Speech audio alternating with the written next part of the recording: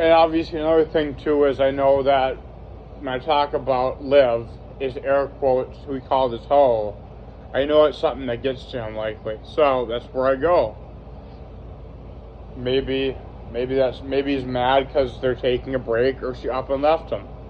And for a reasonable woman, I wouldn't blame him. I wouldn't blame her. If he's acting like a thug, he's developed an alcohol issue, a marijuana issue. Worse than just a casual, Friday night, Saturday night partying, scene in college, and even after college, some kids can't get out of the swing of it, so they still do it. Maybe that was too much for her. Maybe he was not being decent enough of a person. Maybe he himself had some narcissistic traits. Maybe not being super generous. Valentine's Days were not super special, where you're supposed to maybe save up some money and get something that's meaningful and not just a $5 candy or some shit like that, And if you're working at Target like he was or is, obviously you can save some dough. You could buy her something nice, headphones, or just something meaningful that's in the bracket of an actual gift, So there's that. But maybe he fell short. Maybe she's afraid of some of his behaviors and ideas and stuff. I don't know. It's kind of weird being a Peyton Morgan, the goofy dude. But say, obviously he's able to get her to try to give him one more chance. And say they go to meet somewhere in, say, Lakeville. Let's say they go to Cracker Barrel in Lakeville.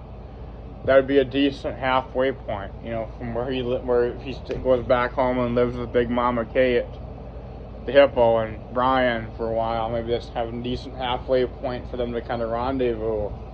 So he is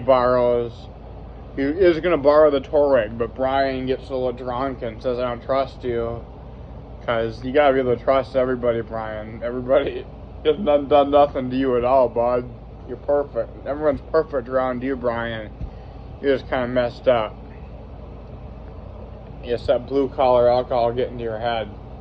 But obviously, Brian says, nope, you get to take the Trailblazer, the 05 Blazer, and Peyton's like, Dad, fuck you. I want to take the Touareg. You think she's going to take me back in a Trailblazer?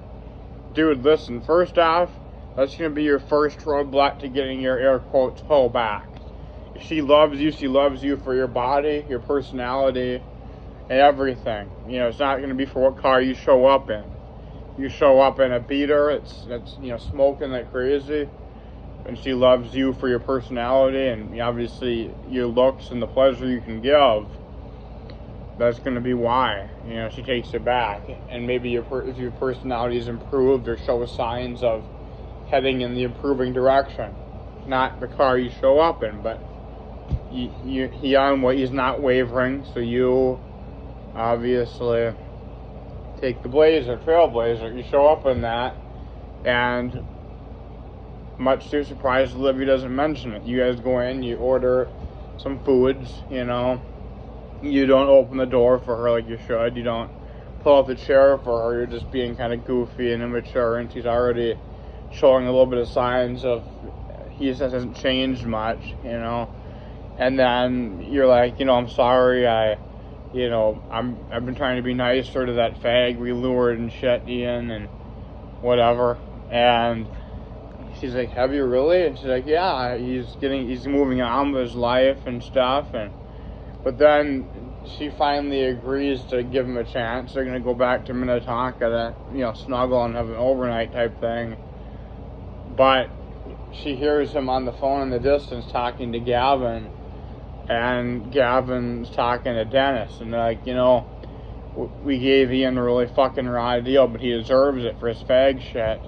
If he ever tries anything again, rest assured we've got a plan. SS Rainier is going to bring him to Rogers. We've got a facility where we're going to obviously gas him, and they're going to incinerate his body in an American supplied oven. American ingenuity, got to support America first, like Trump stuff. And Olivia hears this, and she's like, he hasn't changed at all. All that's left is the sax. I don't even know if I want the sax. I just want to leave. He's horrible. He's almost gotten worse. And Olivia's like, dude, I can't stay here anymore. I mean, what you've done to Ian is unbelievably horrible. And he's like, well, he's a faggot. He's going to be baked in a fucking oven like he belongs to be. And Olivia's like, you need help. I'm out of here.